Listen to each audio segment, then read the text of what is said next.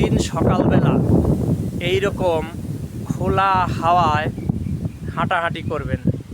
দেখুন আজকে সকালবেলা প্রবহমান হাওয়া এলোপাতারিভাবে বয়ে যাচ্ছে, আর এই ধানের গাছগুলো একেবারে ঢেউ খেলে যাচ্ছে, যেন সবুজের একটা সমুদ্র।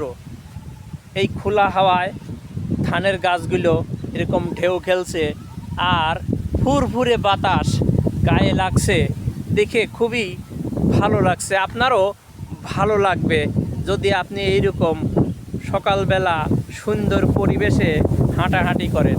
দেখুন ধানের গাছ একেবারে মাতাল হয়ে গেছে এই হাওয়াতে। মাতাল হাওয়ায় ধানের চারাগুলো যেন মাতালের মতো এলোপাতারিভাবে দোল খাচ্ছে। এইরকম পরিবেশে আসবেন, এরকম সুন্দর মেঠো পথে হাঁটবেন সবুজ ঘাসের গালিচায়, আর খালি পায়ে হাঁটতে পারলে ভালো হয়। তো এইরকম প্রকৃতিতে আপনি হাঁটবেন, দেখবেন আপনার খুবই ভালো লাগবে। প্রকৃতি মানুষকে অনেক কিছু দেয়, মনের প্রশান্তি দেয়, চোখের প্রশান্তি দেয়। এ কথা শোনা যায় যে সবুজ প্রকৃতির দিকে তাকালে, সবুজ গাছপালা দেখলে সেটা চোখের জন্য দারুণ উপকারী।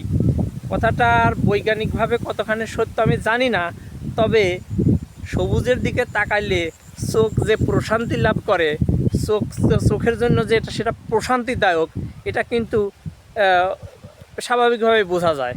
অতএব আপনি যখন প্রকৃতিতে বেড়াবেন, প্রকৃতির কাছাকাছি আসবেন, তখন আপনার দেখবেন যে খুবই ভালো লাগবে। জীবনের দুঃখগুলো যদি কিছু থেকেই থাকে, তাহলে সেগুলো ক্ষণিকের জন্য ভুলে যান, জীবনটাকে উপভোগ করুন।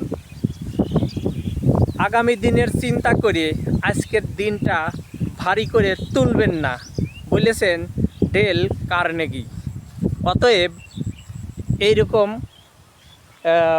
প্রকৃতির কাছে আসবেন, হাঁটাহাঁটি করবেন এবং সহজভাবে জীবনযাপন করবেন। ধন্যবাদ।